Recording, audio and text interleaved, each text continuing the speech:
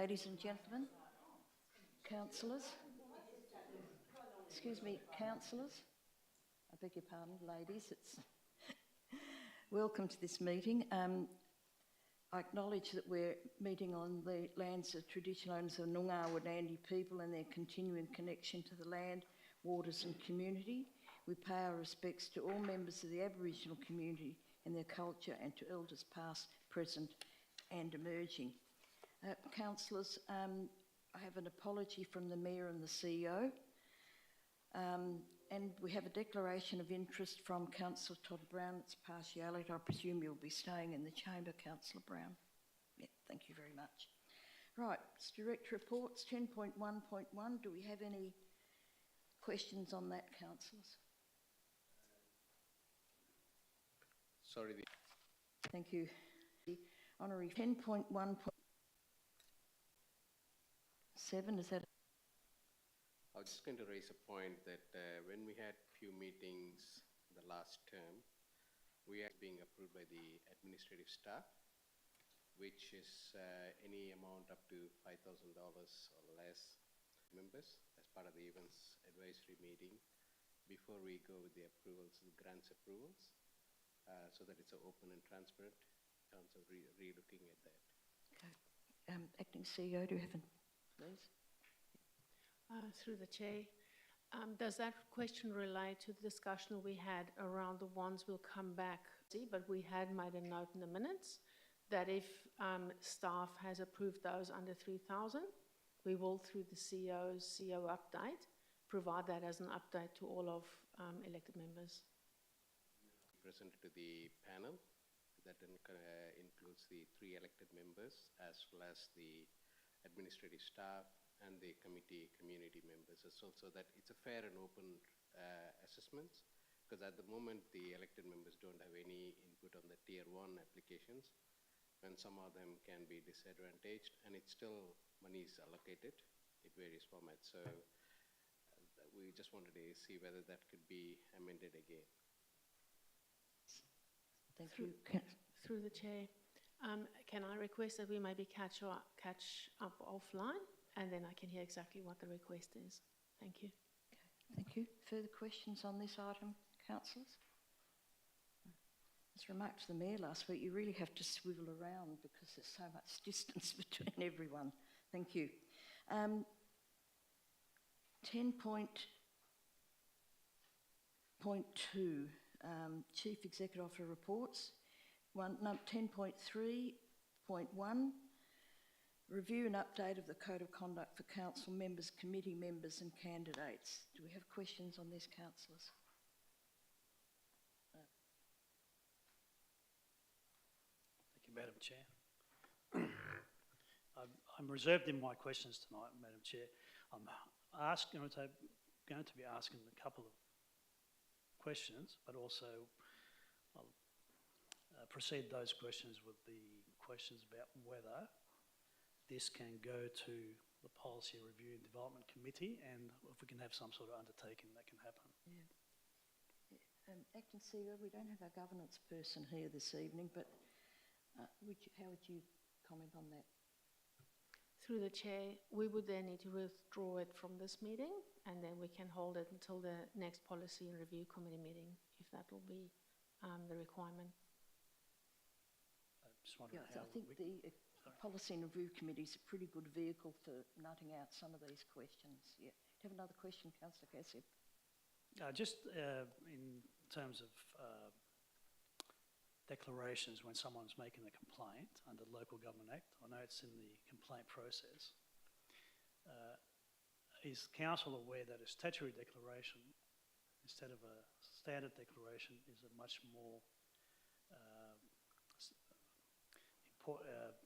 severe process, where if someone knowingly provides false information in a statutory declaration, it's actually a criminal offence, whereas the existing local government minor breach system, there is an offence, but that's a $5,000 offence. I understand where you're coming from, Councillor Gesser, but it's a whole new ball game now with the inspector, because I think you probably could know more about this than I do, Acting CEO, but I think he has grounds far more powerful than what it used to be in the past.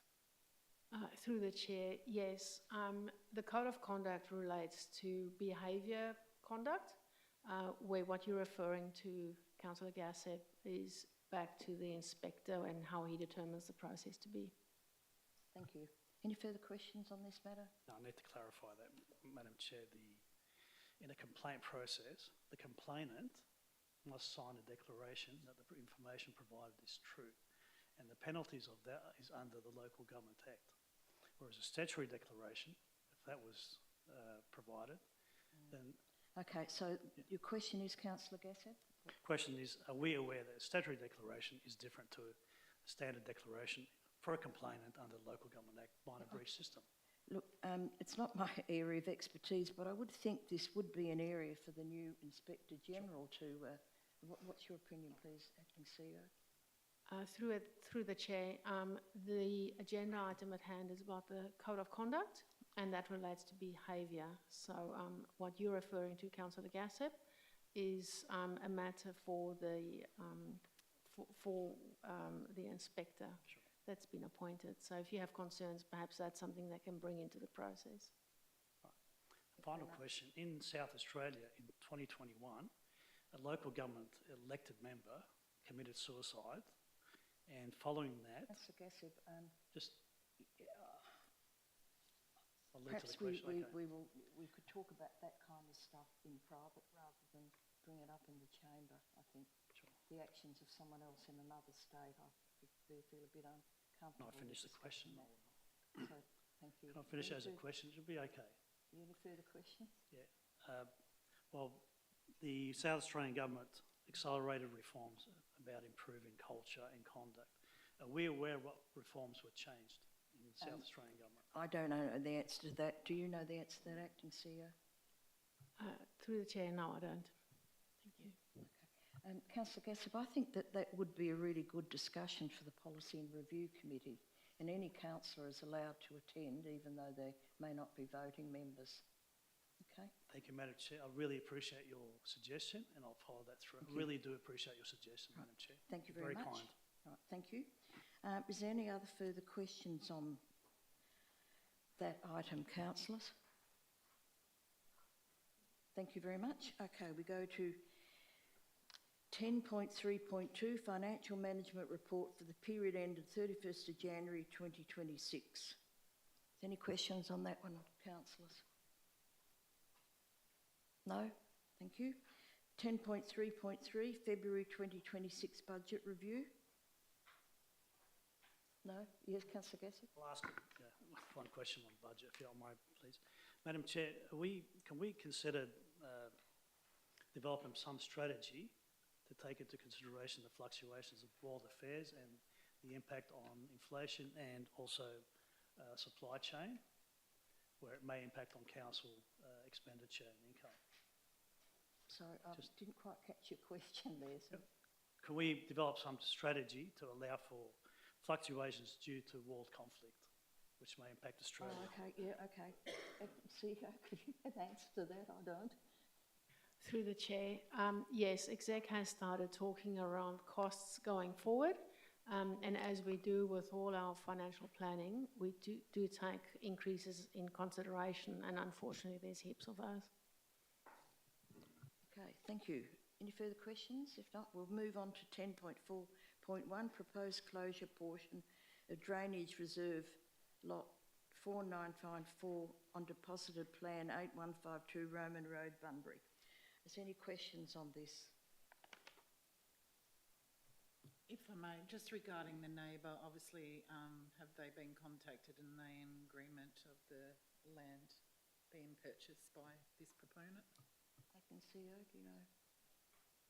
Through the chair, can I hand that to the Acting Director? Thank you. Through the chair, yes, the adjoining neighbour has been consulted as well and doesn't want to purchase the property, so we just have this landowner wishing to purchase it. Thank you. Any further questions on the drain, councillors? No? Thank you. Well, councillors, that brings us to the end of our agenda. So thank you for your attendance, and I will close the meeting at 17:41 p.m. Thank you very much. Thank you.